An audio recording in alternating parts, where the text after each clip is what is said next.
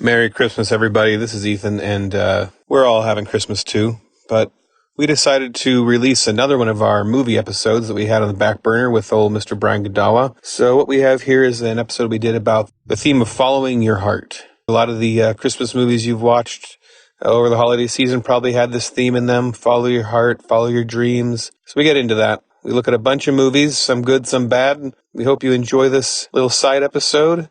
And a quick reminder to check our store out and check out our book, which is on pre-order right now for the Babylon Bee Best of Coffee Table book. And forgive me for recording this audio on my phone.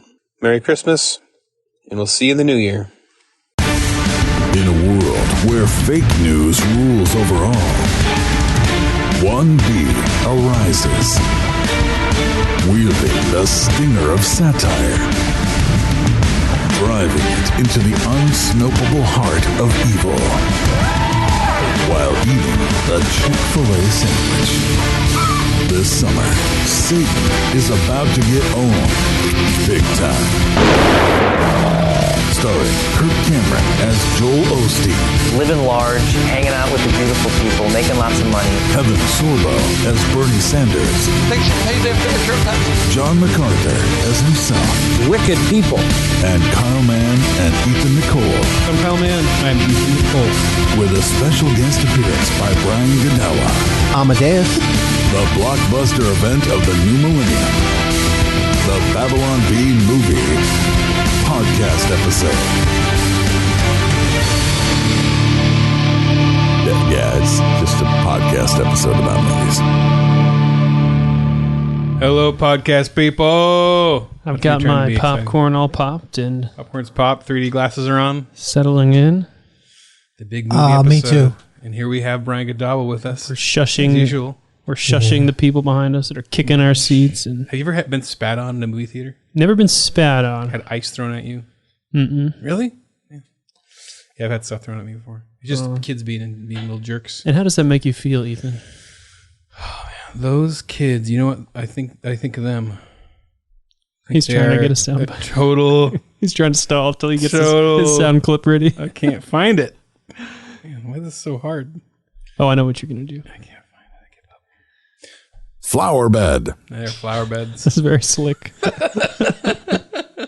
So this week we're going to talk about the recurring theme in much entertainment, especially family films, that if you just follow your heart, be yourself, the dreams that you wish and make, you just will wish come true. and wish and wish, and your dreams will all come true if you just wish really hard and just follow your dreams.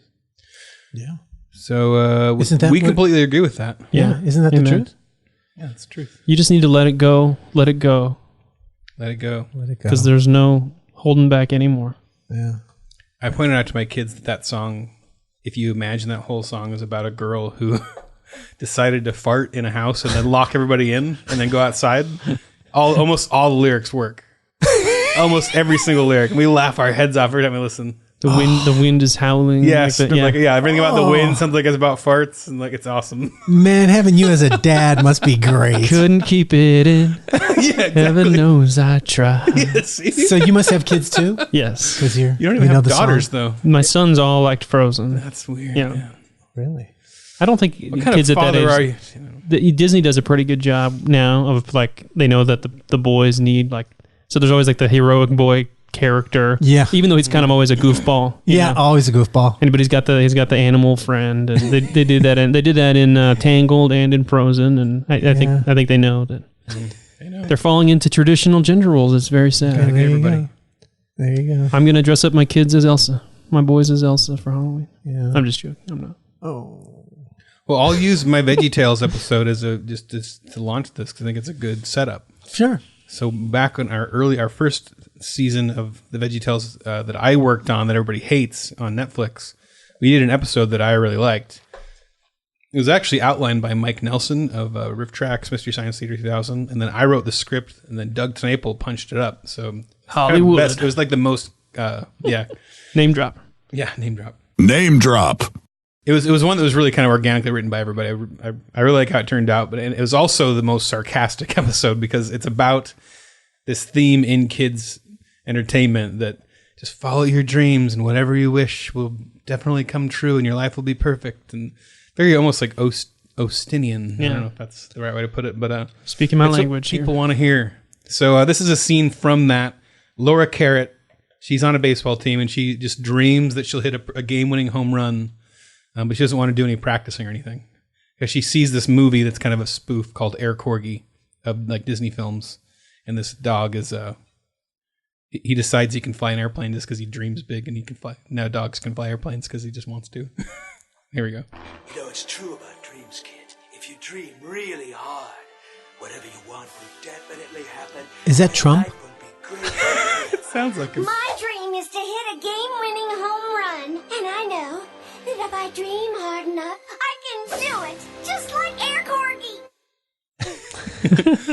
And those are huge voice actors, man. That's Rob Paulson, a.k.a. Raphael from Ninja Turtles. Wow. No kidding. And Pinky. And more Pinky the Brain. importantly, Pinky. Yeah, Pinky and the Brain. From and Pinky then and the Brain. that was Babs Bunny. Bunch of other. Anyway, they're amazing. Amazing to work with those voice actors. Geniuses. Name drop. You know, I've got something to add to that. Okay, let's go. Let's pick it up. Well, Brian's been awful quiet this episode. Not into so the far. movies yet, but it reminds me of, and you should put this link on the podcast, and it's not my book, but it is a fantastic video that really means a lot to me in my life, made by Mike Rowe. And Mike Rowe, yeah, it's a little 5-minute PragerU video. PragerU. That's the Dennis Prager who was called a Nazi by Google. Yes. What? How dare you? You're going to take that thing away from you. We need common sense soundboard control. That's what we need.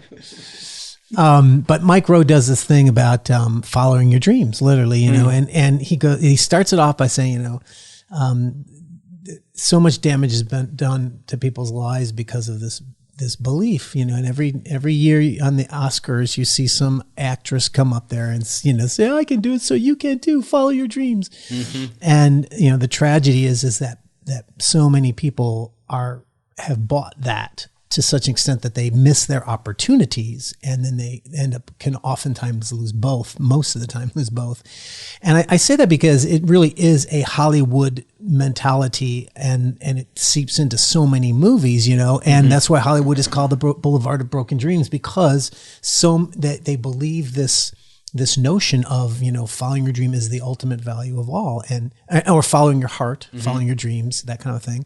And of course, I'm not against following your dreams. Obviously, I have dreams, I pursue them, but there's this thing of where you cling on to it so idolatrously that when other opportunities come and say, no, that's not my dream, that's not my heart, and you miss out on something that could actually make your life better and go down a different path than you realized. Well, I think it's the sense that like you deserve that. Like you are owed that. The world owes you that dream, you know. It's your mental energy of like thinking about it and believing it that makes it happen, rather than going out and actually doing something. And it's no surprise that is a dominant theme in a lot of Hollywood movies, because Hollywood is as much I love movies, but they're the dream factory, right? And so it doesn't surprise me in some ways that those who are writing those stories have been able to achieve to a certain amount of their dreams, and so, you know, some of that's real, but it's kind of the positive flip side of there is no God, there is no meaning outside of yourself.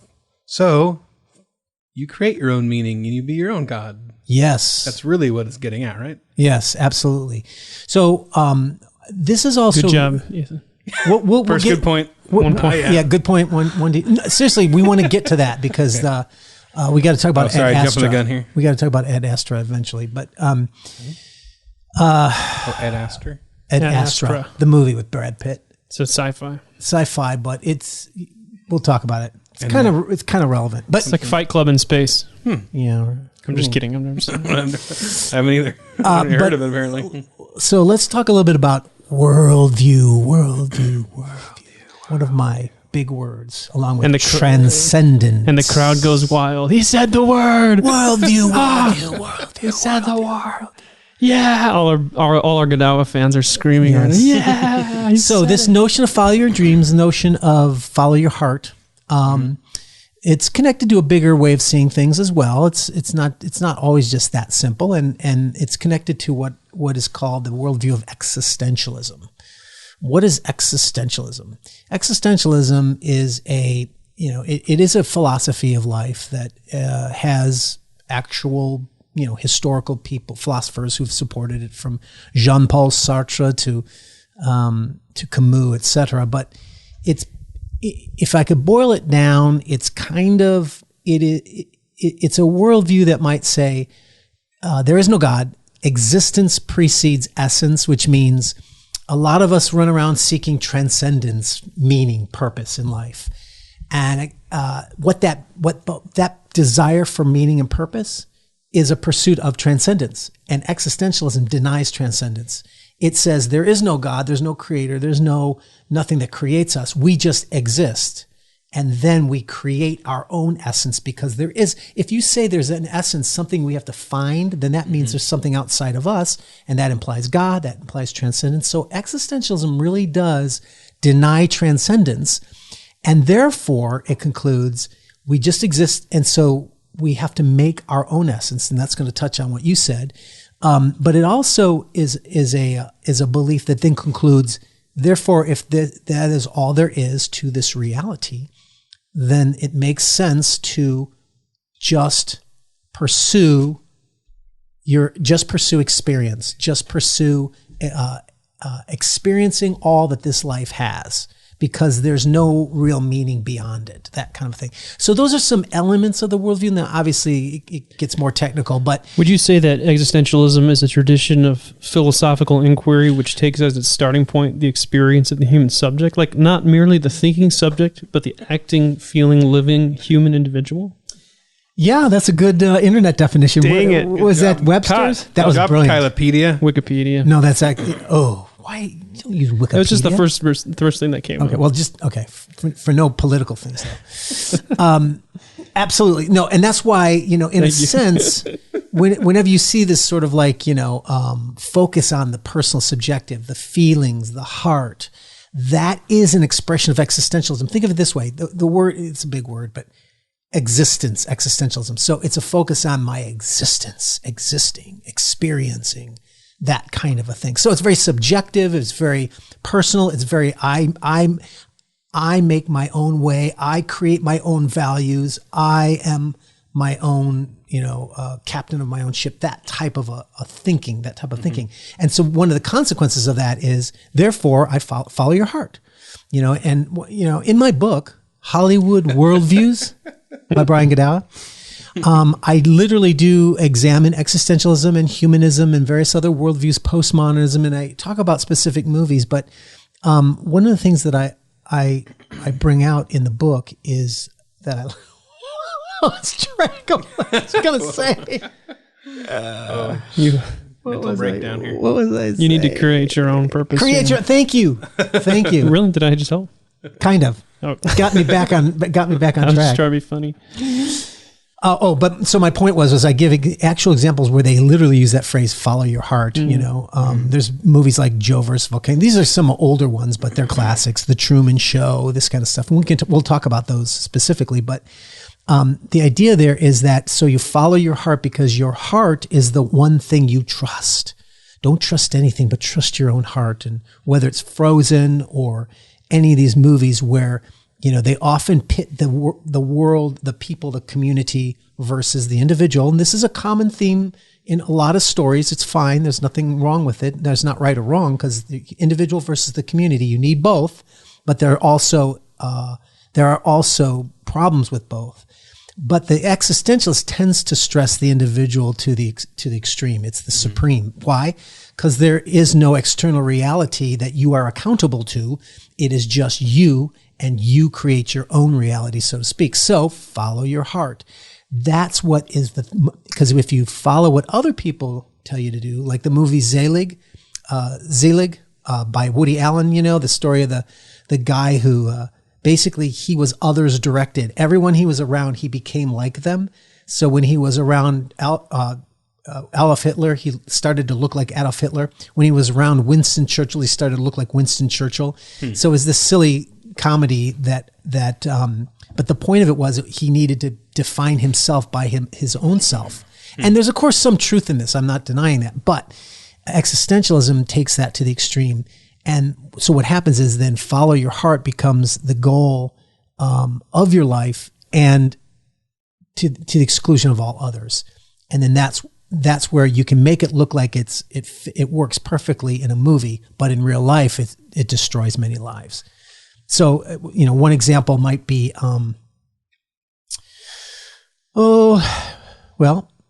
we mentioned this earlier, Joe versus Volcano. That's the one with Tom Hanks, and Stranger Than Fiction is another one with what's his name? Will Ferrell. Will Ferrell and you told me that earlier. Emma Thompson. Yeah. And so Stranger Than Fiction is a good one because that's one that focuses on following your own heart and where it leads you. But it's the story of this guy, and I forgot his name in the movie, but he basically starts to hear a narrator's voice who's narrating his life.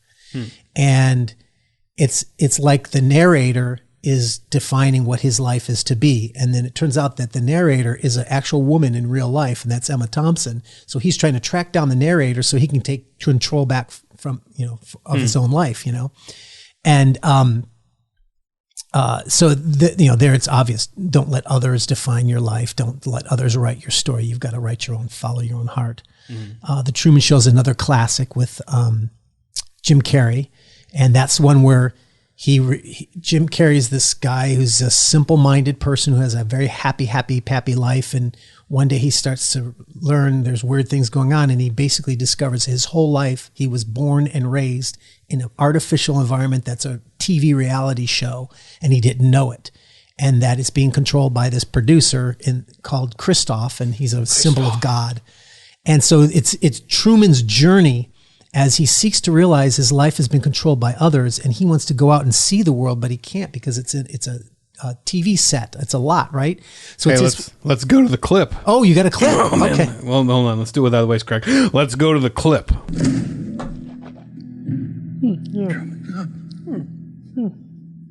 can speak. This is when he's like, at the very end, I can hear you. He's facing the producer, who's God, who's a representative of God. I am the creator. giant head. Who are you? I am the creator of a television show that gives hope and joy and inspiration to millions. He's crying. Who am I? You are the star. What he's saying God's doing? Was nothing real. What? You were real. Is God a TV producer? Yeah. What made you so good to watch? Listen to me, Truman. There's no more truth out there than there is in the world I created for you. Same lies. The same deceit. But in my world, you have nothing to fear. I know you better than you know yourself. Whoa. Yeah, I really like that movie. It's an amazing movie. I love it. Yeah, and there's part of me that is existentialist. I mean, I really am. I'm certainly, I wouldn't take it. Well, it just converted us all.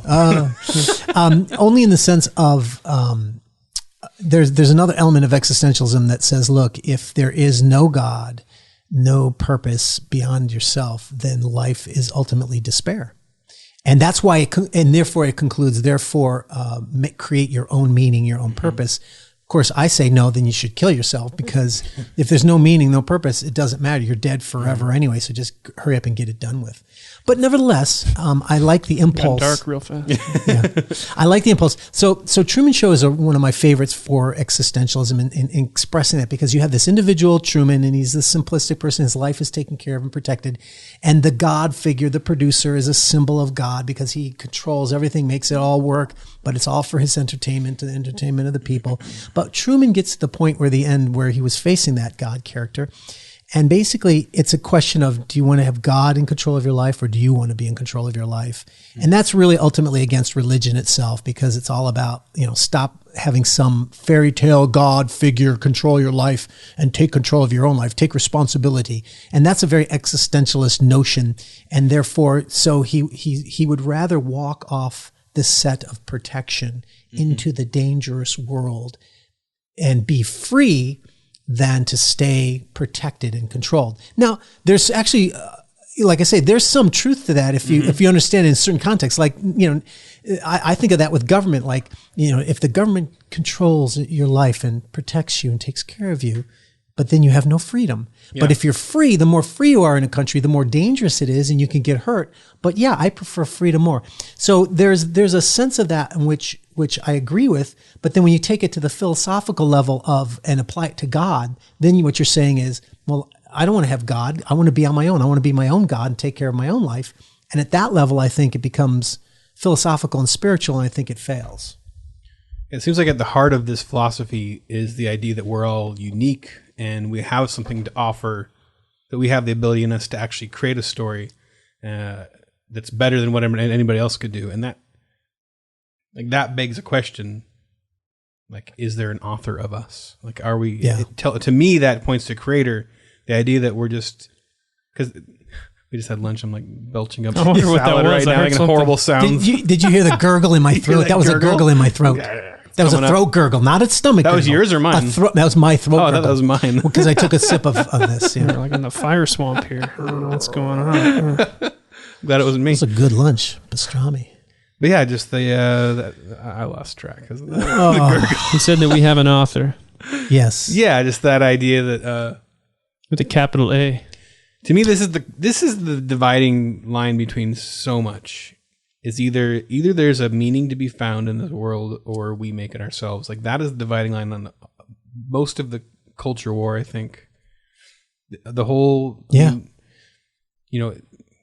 argument about, 'cause the highest ideal of our culture is you make your own path. Yeah. And that makes it the greatest thing you can do. Yeah. Instead of there literally being greatest things you can do, like an actual, like, if somebody goes off and they want to go just be a part of as many orgies as possible in their life and get drunk as much as possible. And if that gives them their meaning, then that's just as good as if they went off and had a family and one wife and, had some kids. And to me, no, like, factually, like, we were, like, God authored it so that you couldn't find anything more meaningful than the things he's already set up for us to find. Yeah. Yeah. And it's so funny. I mean, Stranger Than Fiction, Truman Show, Groundhog Day, City Slickers, there's a lot of them. Those are a lot of older classics, but they express this desire and this contrast, like what you're saying of author versus not. And the other day I was listening to Neil deGrasse Tyson, that scientist, and he was being interviewed, and he was actually being interviewed by Ben Shapiro, and he was Ben was asking him about. You mean owned by Ben Shapiro?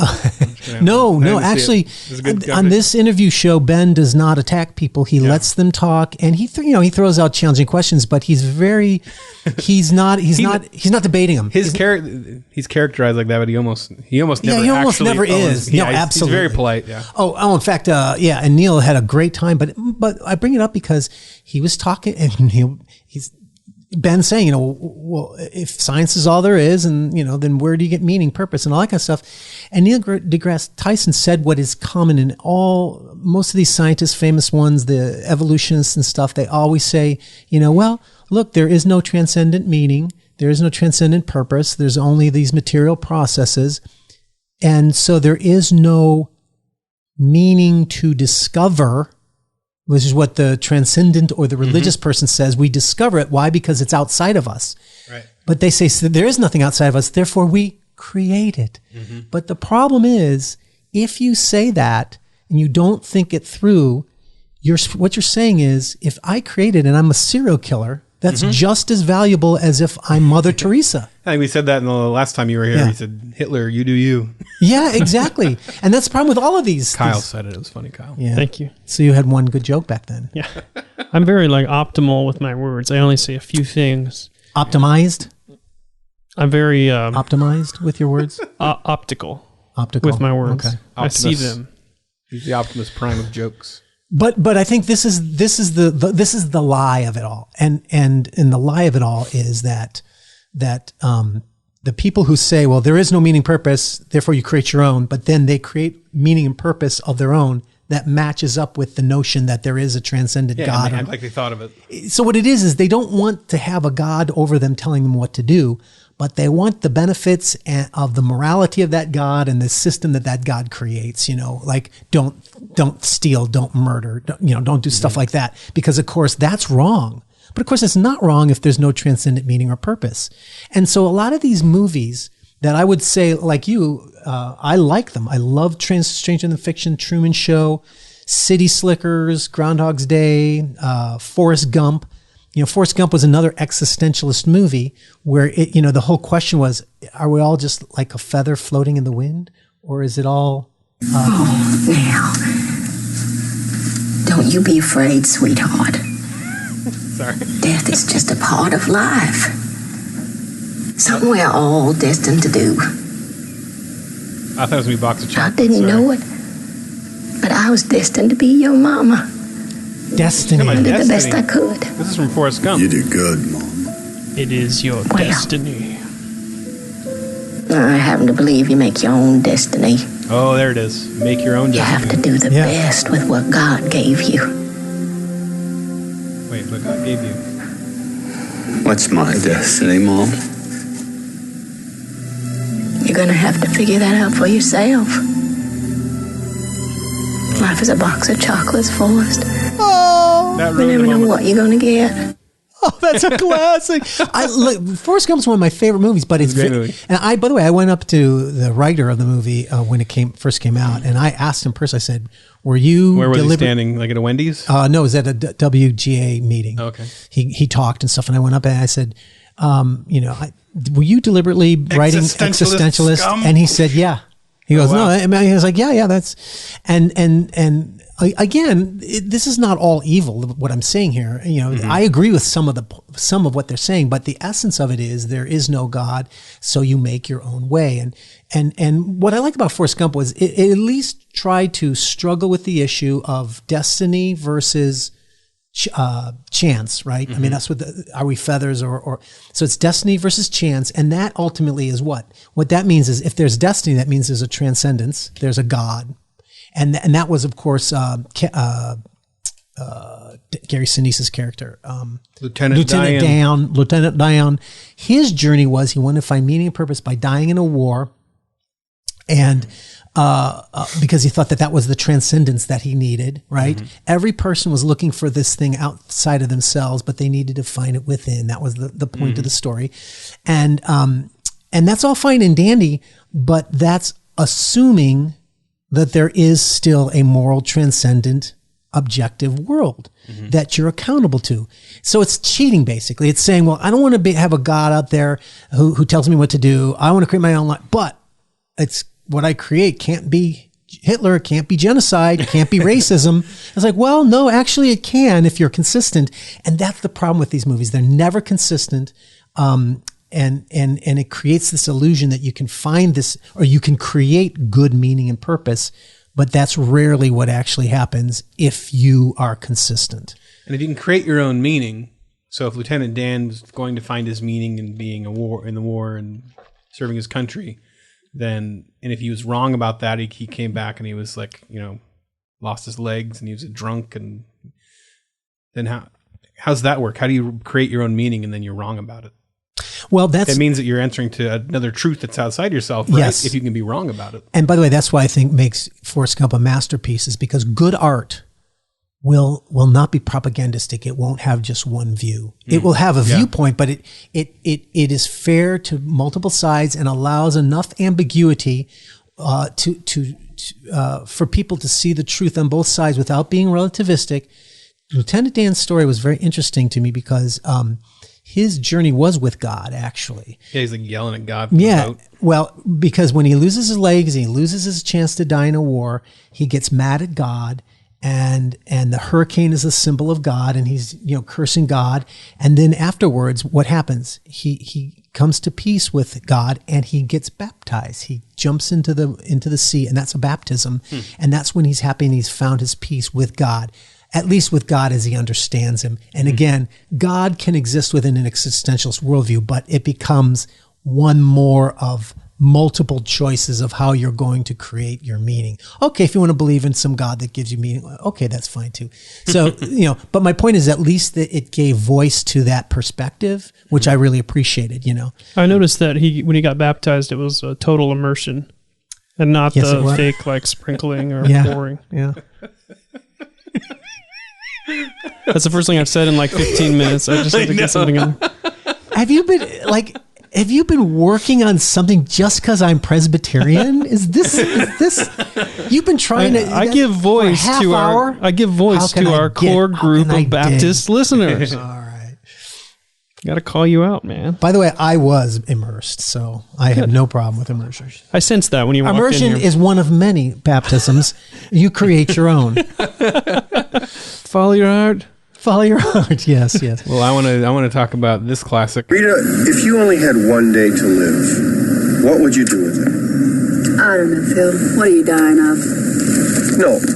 I mean, the whole world is about to explode. What do you do? I just want to know where to put the camera. What are you looking for, Phil? A date for the weekend? No, I'm just interested in you. You know, what do you want? What do you like? Groundhog Day. Oh my gosh! I honestly didn't. Oh, my mind was off. Oh my gosh! Dan gave me the. It's a classic. I love it. I love Groundhog Day. But here's what it is. By the way, Bill Murray has an amazing cameo in Zombieland 2. Oh, yeah? And you need to watch I look forward to it. So Groundhog Day is a phenomenal classic. It's the guy who's a selfish, narcissistic, weather reporter who has to go out to some nowheresville and do a report on Punxsutawney. Punxsutawney. And what happens is he gets into this time warp thing, weird thing, portal, where he keeps living Groundhog Day over and over and over again. And what happens is, of course, there's a woman involved, and he likes her. He'd like to sleep with her, but nonetheless, when he starts living it over and over again, a day is not a lot of time to get a lot done, and life gets boring and dreadful. It becomes despairing, and that's Groundhog Day is actually, and I read about this in my book Hollywood Worldviews, but Groundhog Day is Kierkegaardian existentialism, literally, in that. One of the premises, you first recognize the meaninglessness of life and it's boring and it's dread. That's that word, dread. You hear about that with Kierkegaard. It's the dread. What does dread mean? Dread basically means, it doesn't mean dread of death or anything like that. The dread is meaninglessness. Because if there's meaninglessness, then there's no point or purpose to go on, right? Mm-hmm. And so by him living the same thing over and over again, like Sisyphus, right? He realizes the meaninglessness to his own life. Now, of course, he's a selfish narcissist, so that's the reason why he's launched into that, and he doesn't know that. And then he starts realizing, well, how do I respond to that? And then he responds in 3 ways in the movie, which happens to match Kierkegaard's 3 responses and stuff. And forgive me, I don't have the technical terms here, but his first is he responds by just indulgence, which is a childish response, and that, well, okay, if this is all I got, then I'm just gonna eat food and all this kind of stuff, because after all, I'm not going to, I'm going to relive the day over and over again. So might as well just hedonistic experience. And of course that's empty and despairing. Mm-hmm. And then he goes through this notion but it's fun. But it's fun. Yeah. Just point that out. Yeah. Fun to watch. No, actually it isn't fun because he ends up becoming despairing. It leads him to despair again. Then but you get a few seconds. So. Then he goes, just, playing devil's advocate. Okay. It is fun. For the moment, but not for the long term. And he doesn't get out of the despair. Is he's living it over and over again. He has to get out. How do you get out? He's not going to get out that way. He figures, well, what if I... Are we still talking about Groundhog Day? Yeah. Okay. Sorry. I was missing the context. I started talking about Kierkegaard. Religious man is the final choice, but the first one is the earthly man or something, physical man, something like that. But and then the other choice is, he starts realizing, well, there's no meaning, so I'm just going to keep killing myself. So he tries killing himself in many different ways. And of course, that doesn't give any meaning or purpose either. Then he realized, well, I'm going to try to get the girl. And so he has to keep winning her over and over again every day. So all these things lead to this despair. It's not until he realizes that he has to give selflessly of himself to help others, to give to others. His release of his selfishness is what gets him out and finds the meaning and purpose. So instead of looking at the woman as a means to his end, he learns that he has to help her and help others. And that's how he gets out of the Groundhog Day thing. So, but my point is that it follows Kierkegaard's philosophy. And again, that's not entirely wrong. I wouldn't even necessarily disagree with that. But that is one of the ways that they express this struggle with meaninglessness and despair. And, the other classic movie on that is... I got one more sound clip for Groundhog Day. Okay. We got 2 on this one. Okay. I do. No matter what happens tomorrow, or for the rest of my life. I'm happy now because I love you. I think I'm happy too.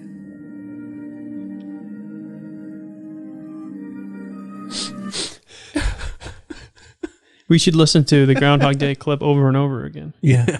See how you react each time. To be really thematic, like Groundhog Day, you know? Yeah. That was dreadful. No, just kidding. But that was the point where he's expressing where he really, and it's not just that he loves her. It's that love is not what someone gives to you. You make me feel good. By the way, that's a correlation to follow your heart is love, right? What is love? And actually a lot of Hollywood movies get it right. Love is selfless giving, not selfishness. Because if they really did pursue how they really live their lives, which is love is how you make me feel, that's a very selfish, unsatisfying story, actually. So they do actually follow quite a good definition of love, but oftentimes the view is that people will think love is how you make me feel. So I'm in love because I'm happy and you make me feel good. But what he has to learn in Groundhog Day is it's not about him feeling good from her. It's about him giving to her, giving of himself to her. And that's what real love is. It seems like in Groundhog Day, he's finding a truth that exists outside of himself, though. So that's one thing throws me off when you say it's existentialist. Yeah, because then why isn't just the first solution he found of indulgence, if that's his meaning? Yeah. Fine. You know, what is the outside truth that's saying selflessness is the answer? This is Kierkegaard. So this is where Kierkegaard is a Christian existentialist. So you've got a Sartre or a Camus, and they are, well, there is no Sartre and Camus. Are you just making up words now? No. Flower bed. Oh, yes, Camus, that's right. Camus. It's Camus, it looks the like stranger. Camus. Looks like Camus. Camus, yeah. Sorry, the adults are talking. But the atheistic existentialism is the dominant mode, and that is you start without the existence of God. Kierkegaard represents a Christian existentialism, which is a different version, but it's similar, but it's different, obviously, because Kierkegaard believes in God. He was like the Rob Bell of his time. Yeah. Oh. Could be. Yeah, all these hip videos he was putting out. Yeah, he wasn't very hip. He wasn't very hip because he was actually very critical of Christianity of his day, the way they lived it out. And so my point is Groundhog Day is existential, but that's where he's following Kierkegaard. Kierkegaard's answer is that there is an outside meaning in existence. So to him, existentialism is more a tool, which is how I see it. Like without God in life, in a life, there is no meaninglessness and purposelessness, and that should drive you to despair. And I want it to. And I want it to drive you to the point of even considering suicide, because really there's no other thing that's any more valuable. But in your heart of hearts, you know that that's not the answer, because there is a God, and that's why you're feeling the despair. It's not because of meaninglessness. It's because you don't have meaning because you're out of connection with your God. And that's why I think existentialism is a tool towards pointing people to the truth. And in Groundhog Day, I think there's also the other side of the coin, which is no secular philosophy can be consistently lived. And so the people who promote it are often the biggest hypocrites of all, which is why Jean-Paul Sartre, the famous French existentialist, there is no God, essence precedes existence, and I create my own meaning. There he was, we're talking in the time of the Cold War. I don't remember if it was Khrushchev or who, but he was banging his shoe at the NATO meeting or something. Jean-Paul Sartre, the existentialist, banging his shoe on the table and demanding, that was Khrushchev. But Jean-Paul Sartre was complaining that it was immoral for America to be involved in war. The existentialist who's denied that there are transcendent moral values, saying it's immoral for America to be. My point here is that a good story to be good has to follow certain Judeo-Christian principles, or it's not going to be a good story, whether or not they're promoting it. And that's what I would say. An existentialist movie will talk about meaninglessness and despair and creating your own meaning. Mm-hmm. But in the end, they'll create a meaning based on that there is something transcendent, whether it's love or a God or whatever it is. So I would just argue that's just inability of human beings to be consistent with godless philosophies in their own stories. Because if you were, it wouldn't be a good story. That would be my argument. And what kind of American doesn't like war? I was waiting for that. I was waiting Just for war. Oh, geez. Here we go. I'm Augustinian. You can't get me. Kyle's the resident libertarian pacifist. But are you true libertarian? True, yeah. I'm a true lib. Another classic of that time period. I'm sorry if these are all old movies that people don't want to. You should say it's an old man voice. That's when we really made movies. We had to walk 2 miles in the snow to see a movie. There's this new movie, Casablanca, coming out. You all should go see it. City Slickers is the other classic one. And there's one where it's about find your smile. You've got these 3 guys. They're all miserable lives. They're selfish. One's single. One's got marriage problems. One's an adulterer. So, and they're all midlife crisis. It's the classic. Well, why? Why are they empty lives? They have no purpose. They think that by going on this exciting journey of this, what was it? A cattle thing? Yeah, cow driving or something. Cow drive thing. Yeah. They go on a cow drive. They try different things. They go on like a bull rush. They go on a cow drive. They think, and the whole thing is to find your smile. I need to find your smile, find your happiness, follow your heart, that type of thing. And then Jack Palance, the old guy, the old cowboy there, he goes, Curly, yeah. He goes, what's the meaning of life? He says, one thing. What one thing? What one thing? What one thing? What one thing? And by the way, this is Kierkegaard as well, because Kierkegaard talks about having purity of mind of one thing. And of course, he believed it was focusing on God to some degree. But in the movie City Slickers, it's like, one thing. Well, what one thing? Tell me. And the guy dies. And we'll never know the one thing that will give meaning to life. And what it turns out is, it doesn't matter. Just your one thing to be devoted to and committed to. And again, this is very similar to the follow your heart, find your smile, this kind of a thing. But again, it really has no meaning because Hannibal Lecter's one thing is just as valid a one thing as Mother Teresa's one thing. Mm-hmm. Fiction versus nonfiction, but whatever. Fiction's real in today's world, right? There was a documentary. What was? About Hannibal Lecter. Oh, yeah. Silence of the Lambs. Yeah. Yeah, it could be. Documentary. Yeah. Very accurate. Yeah, City Slickers, I remember thinking that was a movie all the parents went to go see. They loved it. It's old. Yeah, sorry. Titanic. Titanic was Follow Your Heart. My grandparents went to see City Slickers. Yeah. Oh, your grandparents? My grandparents. He's 32, I'm 39, so. You're young bucks. Youngins. What movie did you just say? Titanic? Titanic was Follow Your Heart. I've never seen it. You never seen it? I've never seen Titanic. What? Wow. I liked it. I know that's going to get me in trouble, but I liked it. I mean, that's one thing weird thing about James Cameron movies. Everybody says they don't like it, but the box office numbers beg to differ. Yeah, exactly. To some degree. Exactly. No, absolutely, especially at the time. Though I legitimately hate Avatar. Brian likes Avatar. Didn't we discuss this? Yeah, we did. Yeah, so that might be in the one we didn't release or not. I can't remember. Haven't released it yet. So let's. He also likes Twilight. Just pointing that out. I like a lot of things. So, but this gets to a more recent movie. I'm trying to think of something more recent, and it's kind of tangential. It's tangential, but it's connected, because I think this notion. It doesn't have to be a consistent philosophical worldview, but just this notion of, there is no transcendent God. There is no. There's only this material universe, and like I said, Neil deGrasse Tyson was saying, we create our meaning because that's it. This most recent sci-fi movie, Ad Astra, starring Brad Pitt. Okay. That's it's really kind of cool. It is a slow movie, but it's a sci-fi movie about, the principle is that it's in the near future. So we've got some space travel going on. It's not Star Trek, but it's definitely not now. And Brad Pitt plays an astronaut who is asked to go out to, I think it's Jupiter or something. No, not Jupiter. Neptune.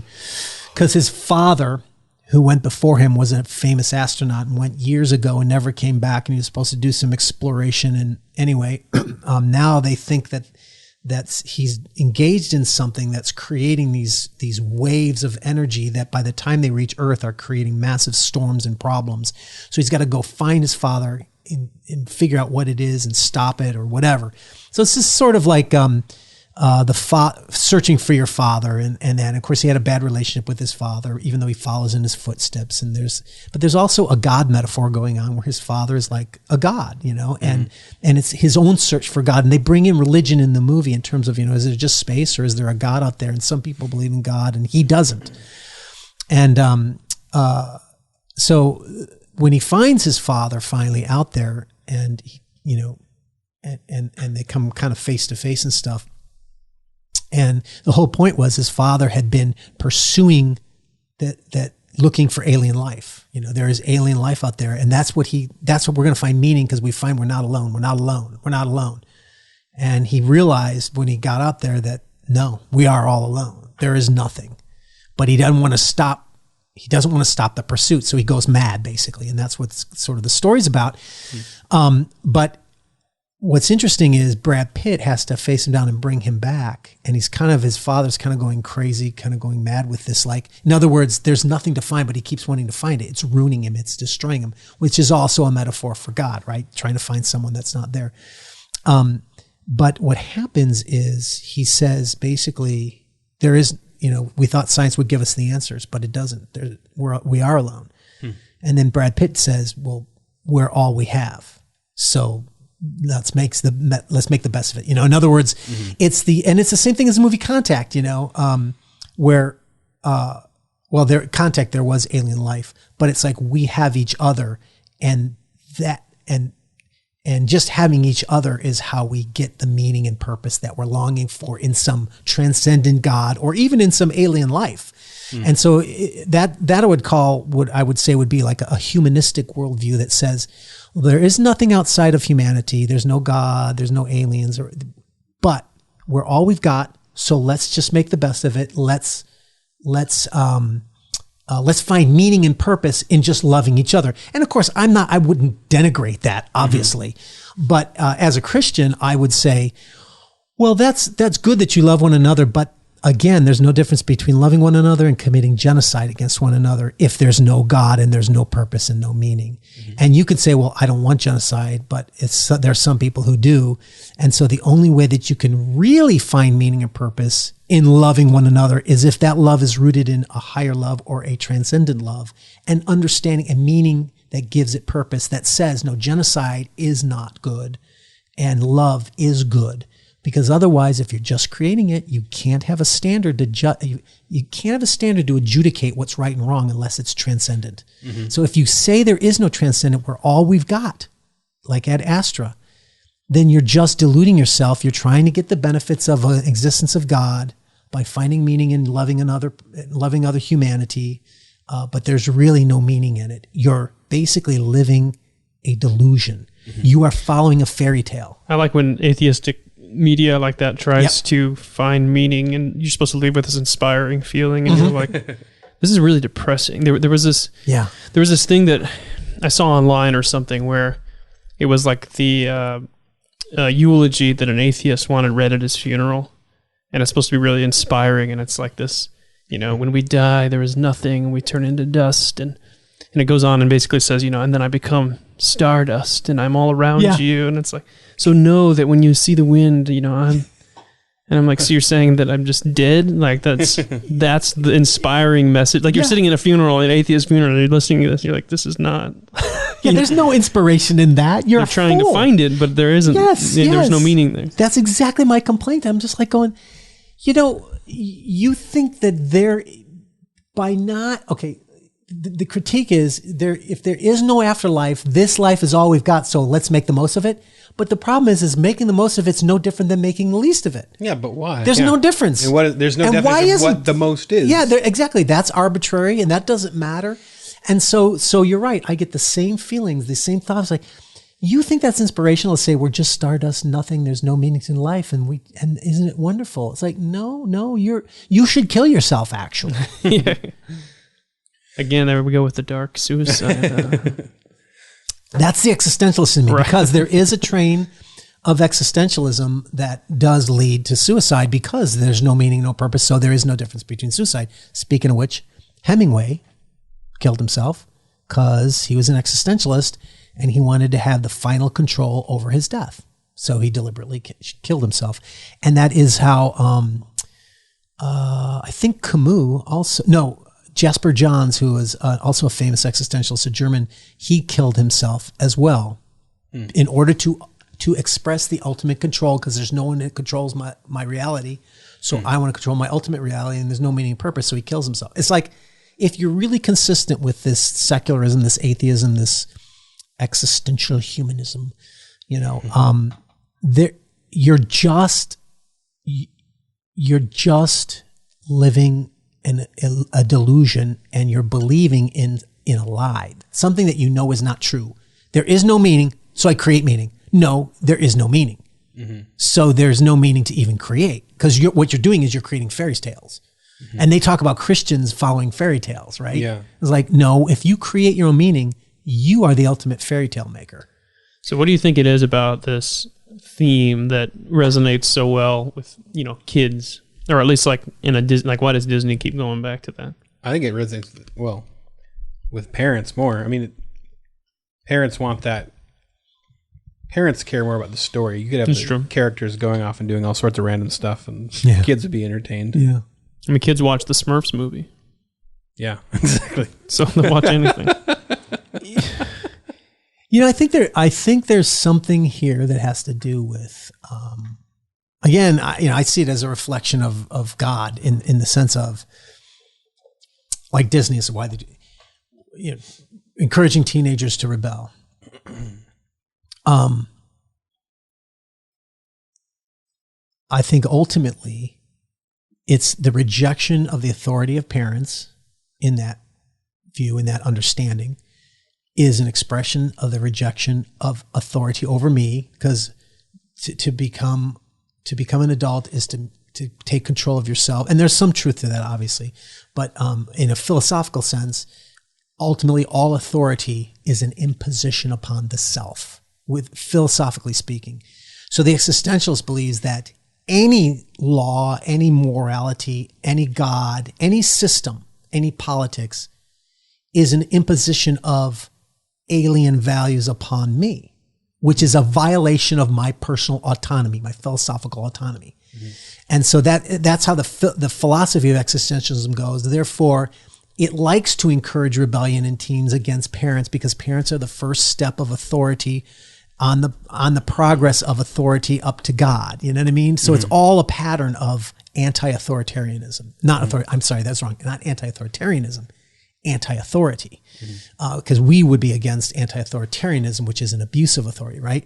But I think that's what ultimately is driving the secular storytellers, I think, of whether it's Disney or what have you.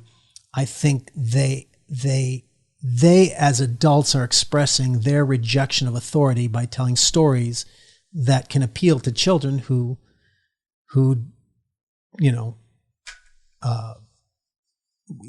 becoming an adult does mean you start to have some more self-definition. But I think, we have things like, The Little Mermaid and stuff, where it's like the father's wrong and parents are wrong and parents are bad. And it's the constant depiction of parents as being fools or wrong, that rather than being right and being guides, you know what I'm saying? So I think it's all kind of part of that same expression. I don't know if that makes sense, but it was like I'm rambling a little bit. We expect secular entertainment to do the opposite of what what would be the godly view, you'd think, or what the biblical approach would be. But it seems more like they want to just repackage, follow your heart, your dreams will come true. It really is another way of saying that there is a will and purpose for your life. Yeah. But you just take God away. Yeah. And so they're taking it's like taking all the good stuff of the Christian faith and just brushing away like the minor detail that you're created and you have actual meaning. And I don't know. I think it's that's just something a good way I'm to thinking put as we're talking about it is like we expect to see the secularism more clearly. And that's why it's fascinating to me that the original sin is finding a good and evil outside of God. Yeah. Like, it's not just finding evil. We always expect that fruit on that tree to be evil, but it's not. It's good and evil. To find a definition of good and a definition of evil that's not connected to God is a lie. Good point. Yeah, very good point. You can't ask for the good point. Maybe I did that too. One thing I find interesting about these follow your heart things is like it often backfires on the character. Sure. You know, but that's not the part that we remember, or it's not the part that True. they want to emphasize. You know, you look at like The Little Mermaid, where she goes off and, you know, rebels against her dad, and it's like, you know, and then she goes through all these horrible things because she didn't listen, you know, and it's like, honestly, you could probably get killed if you went to the surface, you know. Sure. That's my favorite thing about Frozen is the whole main anthem that they sing is like, let it go. And she's like, I can just go be myself and be whoever I want to be. And, you know, I'm not going to hide who I am anymore. And she goes off and she like casts the entire kingdom into eternal winter, you know, because she's just doing what she wants to do. And then the whole story arc is her having to confront that, you know, she has to become part of the community again and learn how to control that. And like, sure. And that's where I would say Hollywood is not monolithic. And there are many traditional values that do come through in a lot of movies, plenty of movies. And I certainly want to acknowledge that, you know, and I think you're right. There are movies, you know, think about it, like most romances, you know, whether it's romantic comedy or romantic drama, they're usually opposites. And one person is like, I'm thinking of that movie. I don't know why it's a bad movie and it's an old one, but Forces of Nature with Ben Affleck and Sandra Bullock. I don't know. My grandparents saw that movie. Yeah. But, you know, you have one person who's like the crazy wild person who's fun. And the other person who's always stodgy or rule-oriented and organized, right? I mean, that's classic for a lot of these setup scenarios, right? And of course, you know, there are certainly movies where the fun character ends up teaching the rule-oriented character to learn to let go and enjoy life more. But there are movies where it's the opposite, and not as much though, not as often, where that fun character who goes by the wind, follows the wind.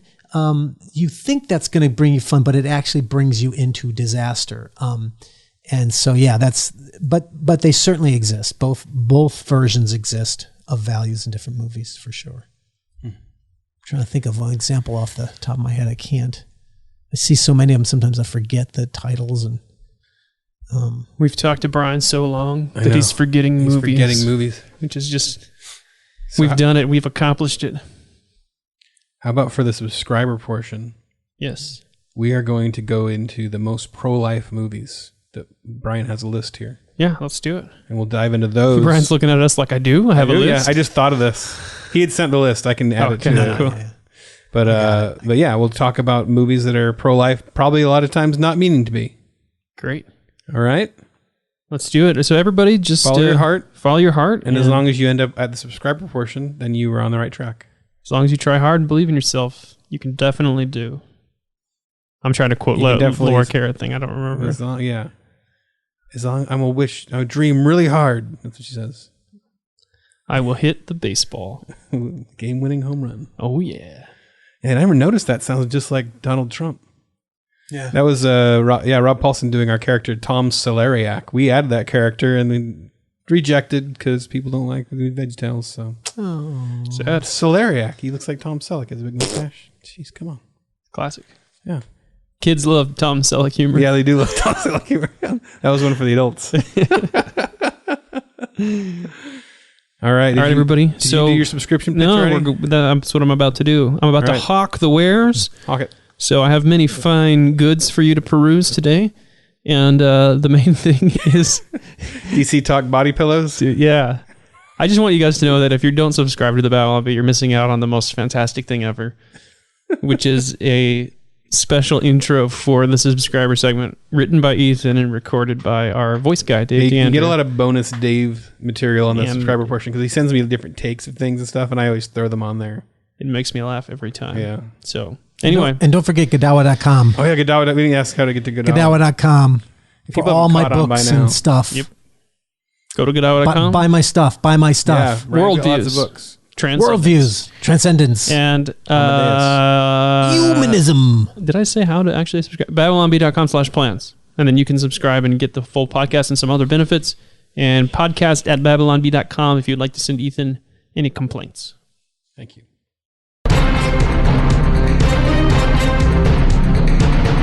Kyle Dale and Ethan would like to thank Seth Dillon for paying the bills, Adam Ford for creating their job, the other writers for tirelessly pitching headlines, the subscribers, and you, the listener. Until next time, this is Dave D'Andrea, the voice of the Babylon Bee, reminding you that one does not simply walk into Chick-fil-A on Sunday.